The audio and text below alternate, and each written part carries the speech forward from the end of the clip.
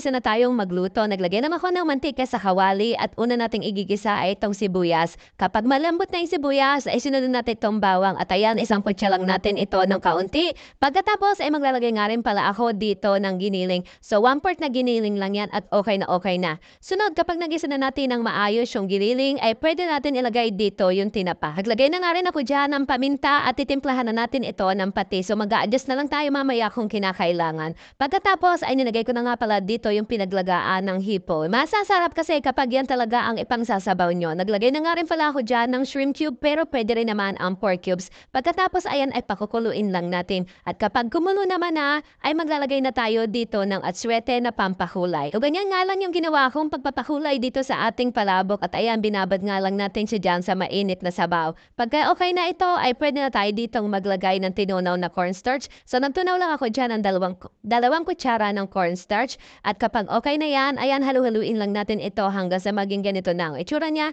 yung malapot-lapot na talaga.